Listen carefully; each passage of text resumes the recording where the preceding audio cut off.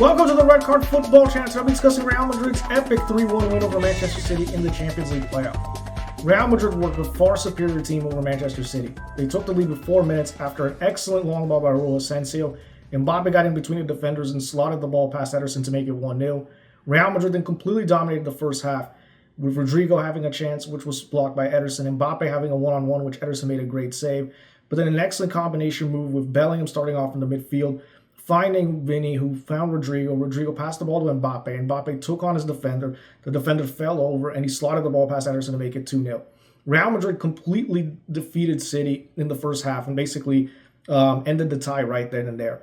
Real Madrid completely had possession. Ceballos was excellent. Valverde was excellent. And in the second half, Mbappe, with a solo effort, where he took on several defenders at the top of the box, made it 3-0. Manchester City did get a consolation with James McAtee getting a tap in after a great free kick by Mamouche hit the post to make it 3-1, but it was too little too late. Real Madrid completely dominated Manchester City, taking them apart, exposing Manchester City's defensive frailties. My red card will go to Pep Guardiola. I think he completely screwed up the tie. There was no need to have such a strategy of having such a high line in the game. Manchester City were only down 1 goal. There was no away goals rule. If you keep the game tight and you try to get a goal in the end of the game, that was probably City's best strategy. But playing such an open game against Real Madrid, who have Rodrigo, Vinny, Mbappe, and Bellingham, who are pacey players, was always a strategy that was doomed to fail. And he didn't do a very good job of that. And for me, this tie is on him. I think Guardiola sometimes can be a very overrated manager, especially in Europe. He is now 2-4, I think, all time against Real Madrid. He has only 1 win out of, I think, a possible 4 knockout ties against Carlo Ancelotti. Ancelotti has 5 wins to only 2 losses against them. When you give Ancelotti similar level players to Pep Guardiola, he beats them every time, most times, with the exception of that 4-0 in 2023. So Guardiola has been, I think, found out tactically. And I think today his team was exposed again.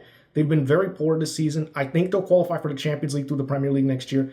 But this has been a very disastrous season for a team that won 4 straight Premier Leagues. They need to rebuild. They need to get new defenders.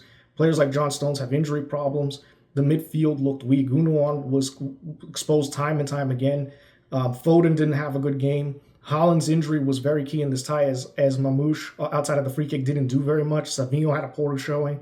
So this is a City team needs a complete rebuild. They need a new goalkeeper as well. And Real Madrid were the far better team. As for Real Madrid, it's a great victory. Another victory over Manchester City. They will go in the round of 16 full of confidence.